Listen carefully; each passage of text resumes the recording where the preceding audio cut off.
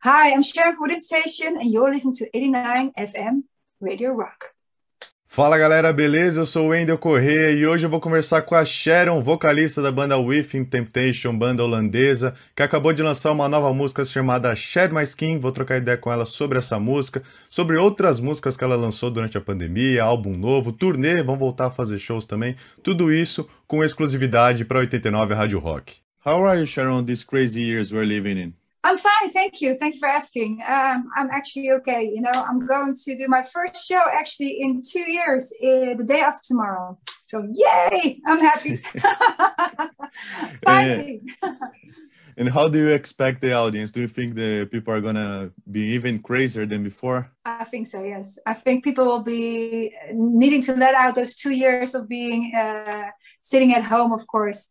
We're going to Finland, which is normally a very more of an audience mostly that is more, enjoying music in themselves, so not very expressive. But I think for the Finnish people, they will be more expressive than ever, probably.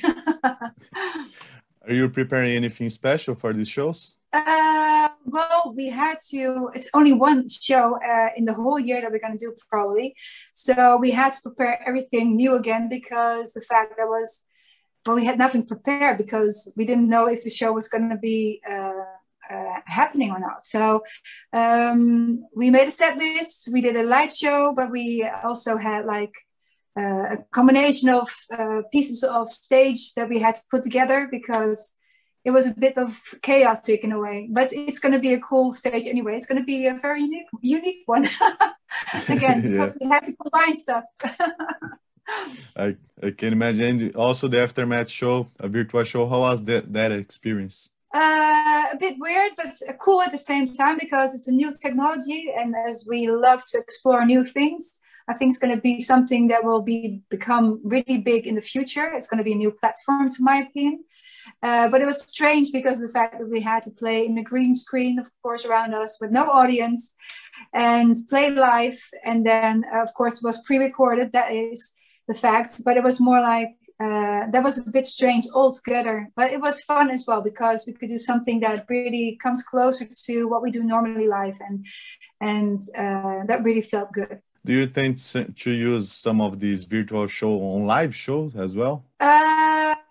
If the possibilities are there to do so, yes, maybe we can use some of the things that we have, but that we have to still explore. I don't actually know. We have to. I didn't think about that, but maybe, if possible, yes. And talking about that, I've noticed that a lot of fans are asking about on your social media if the aftermath show will be released as DVD, Blu-ray, or something like that. I'm not sure yet because the fact that we.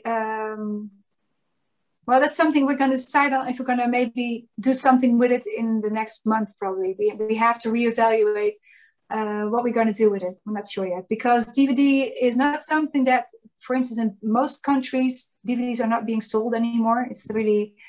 So it's maybe something that's really for Brazil, and maybe we should do it for Brazil. I don't know, but maybe there's some other countries.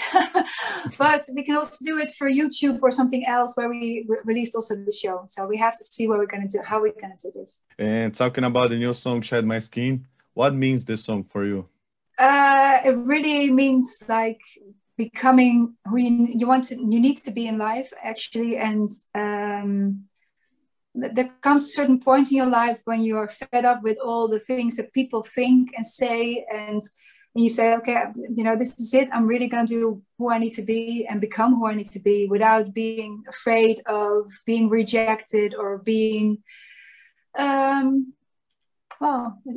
people that doesn't care anymore. You can't please anyone. And at a certain age, you realize that. And then it's really time to shed that skin, I think. And the song was written during pandemic? Yes, it was written in the pandemic, like the other two as well, like The Purge and Entertain You.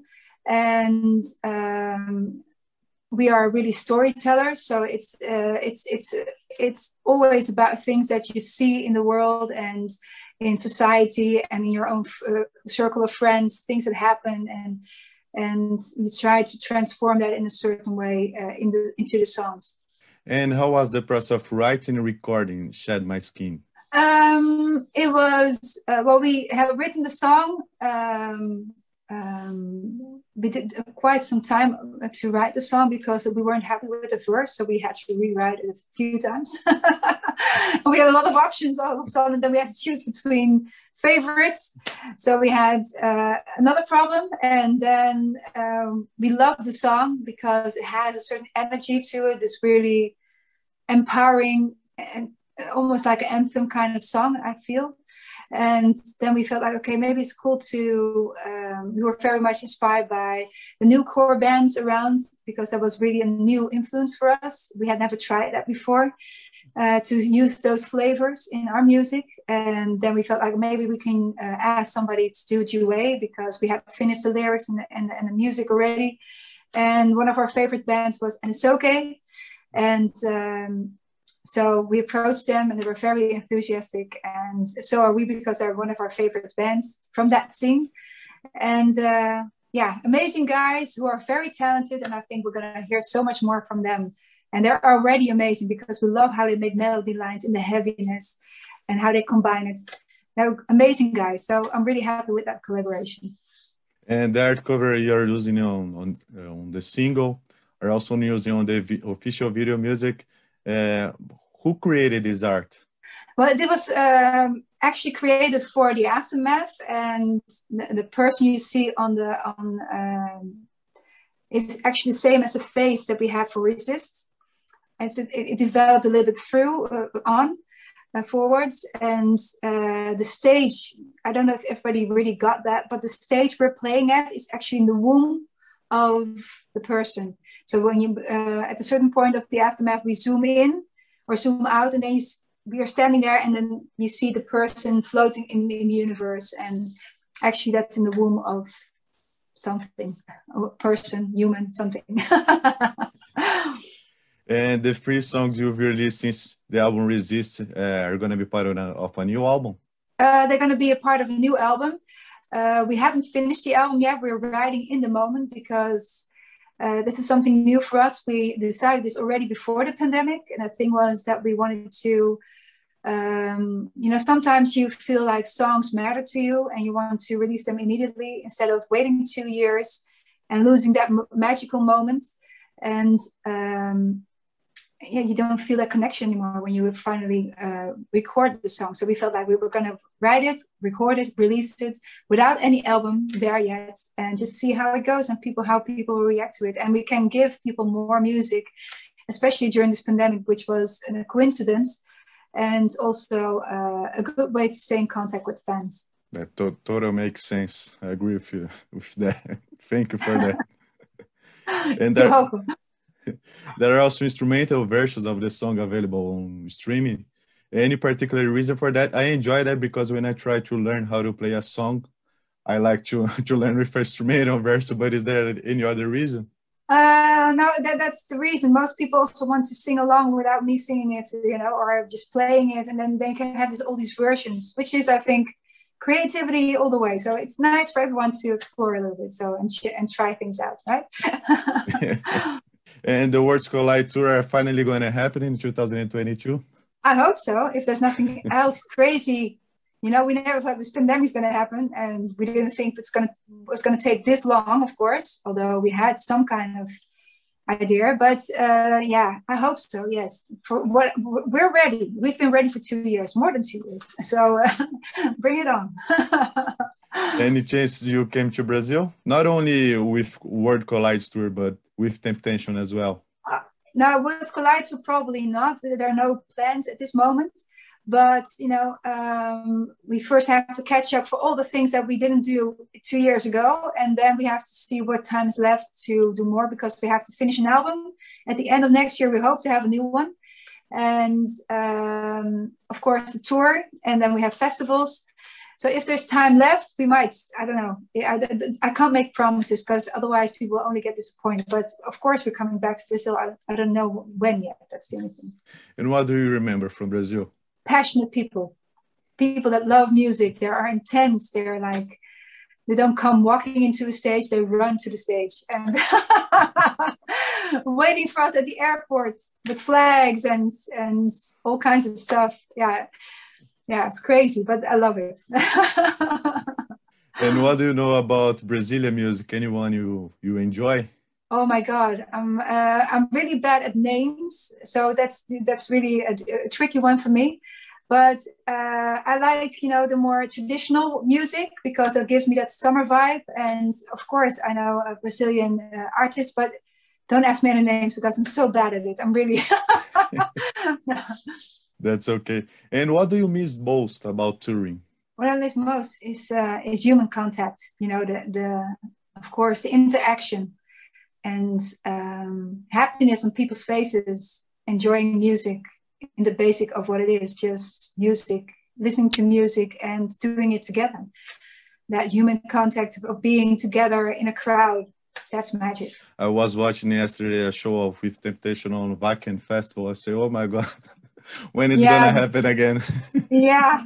Well, the day of tomorrow for us, but yeah, I hope for you guys it will come soon. I heard that you don't have any concert yet, so hopefully it will come soon for you guys as well. Because I was talking to someone before you, and she said like we're now vaccinating people at the age of 30, and we're vaccinating actually people now who are 12. So we're a little bit ahead. But there are no concert here in the Netherlands either, and I have to go to Finland to do our show there. So it's. But I think when it goes down, because it's going down here as well now, finally, it will come eventually, of course. Of course, yeah. It needs to be, right? We hope so. Yeah. And you had a beautiful voice. How do you take care of your voice? I should take better care of my voice, but it's when I go on the road again, I start drinking my ginger tea and trying to not to shout too much or to raise my voice too much, just to keep it more, to contain me. Because when you have to do a show, it's a muscle, so you need to practice. You need to practice before you go on a show and warm it up. Otherwise, you'll get injuries like anyone else who is doing top sports. If you play tennis, if you don't prepare yourself, you get all kinds of injuries, of course. So it's the same with the voice. It's not just another muscle. And when did you notice that you have a beautiful voice and decide to do music for a living? Well, I sang as soon as I could walk. I could sing as well. I was always. I lived in Indonesia for a certain while because my parents were expats, and they gave me a recorder and a microphone, and I was singing in front of the mirror and singing along to Boney M and Grease and Wars of the World of so it was music I got from my parents and I heard on the radio that I was singing along to, and I enjoyed myself very much. I think I was 4 or something, and I really enjoyed singing. And I was in the first band when I was 11 or 12 when I went to high school. More or less for you, high schools for us, the secondary school. It's at the age of 12, you go to secondary school. And I formed my first band when I went there in the first year.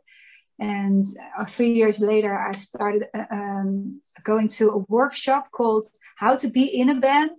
And that was pretty spectacular for that time because it was actually not trying to learn the flute first or to read notes, which I hated because I just wanted to sing. I don't want to play flute or read notes. I just want to do what I feel and just throw it out of with my voice out. And so anyway, so there was this workshop, How to Be in a Band. And this guy was amazing because if you wanted to play guitar, he teaches you guitar. If you wanted to sing, he learned you how to sing.